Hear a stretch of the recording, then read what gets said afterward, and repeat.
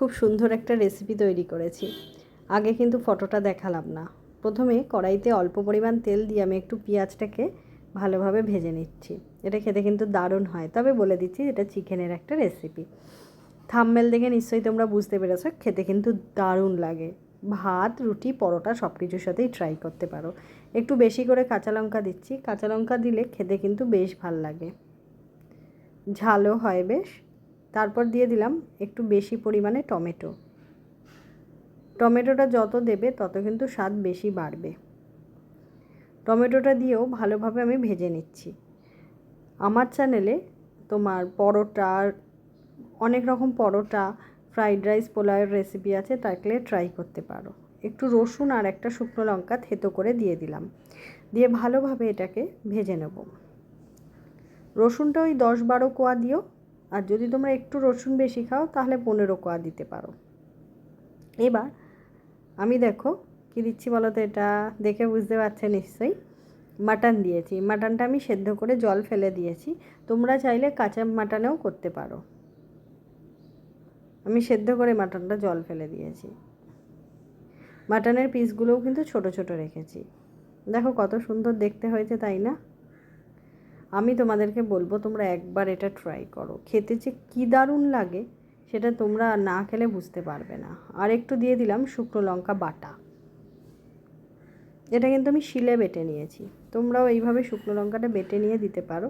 এর স্বাদ কিন্তু বেশ ভালো লাগবে, আর ঝালটা ভালো লাগবে, গন্ধ ভালো লাগবে। আমি ভালোভাবে এই মাটনটাকে কষিয়ে নিচ্ছি। দেখো দেখতে কি সুন্দর লাগছে না? কালারটা খেতে কিন্তু আরও সুন্দর। ভালোভাবে এটাকে কষিয়ে নিচ্ছি। যেহেতু মাটনটা সেদ্ধ করা, তাই কিন্তু বেশি জল দেবে না। আমি একদমই অল্প অল্প জল দিয়ে এটাকে রান্না করব। দিয়ে দিলাম পরিমাণ মতন নুন, দিয়ে দিচ্ছি হলুদ, কাশ্মীরি লঙ্কা ব্যবহার করব গুঁড়ো। তোমরা যদি মনে করো কাশ্মীরি লঙ্কা খাবে না তাহলে না দিলেও পারো। এটা আমি একটু কালার আনার জন্য দিয়েছি, তোমরা না চাইলে না দিলেও পারো। দেখো দিয়ে দিয়েছি জিরে গুঁড়ো, মৌরি গুঁড়ো আর ধনে গুঁড়োও দিয়ে দিচ্ছি। সবগুলোই আমি বাড়িতে গুঁড়ো করে রেখেছি। আমার চ্যানেলে স্পেশাল মশলারও রেসিপি রয়েছে, যেটা তোমরা মাটন, চিকেন যে কোনো নিরামিষ তরকারিতে ব্যবহার করতে পারবে। ভালোভাবে দেখো কষিয়ে নেবো এবার। এটা খেতে যে কত দারুণ লাগে সেটা না খেলে বুঝবে না। আমি তোমাদেরকে বলবো একবার এভাবে ট্রাই করো। অল্প পরিমাণ জল দিয়ে মাংসর সঙ্গে এবার আমি মশলাটাকে ভালোভাবে কষিয়ে নিচ্ছি। দেখো কত সুন্দর দেখতে লাগছে, তাই না? খেতেও কিন্তু দারুণ হয়েছিল। ভয়েস ওভার দিতে দিতে জিভে যেন জল চলে এলো। তোমরা এইভাবে কিন্তু ট্রাই করো তাহলে। আবারও অল্প পরিমাণ জল দিয়ে দিচ্ছি যাতে পেঁয়াজটা একটু ভালোভাবে সেদ্ধ হয়ে যায়। দেখো কত সুন্দর দেখতে লাগছে। আমি একটু বেশি পেঁয়াজ ব্যবহার করেছি। বলো তো কি রান্না করছি? হ্যাঁ, ঠিকই ধরেছো, আমি একটু মাটন ভুনা করার চেষ্টা করেছি।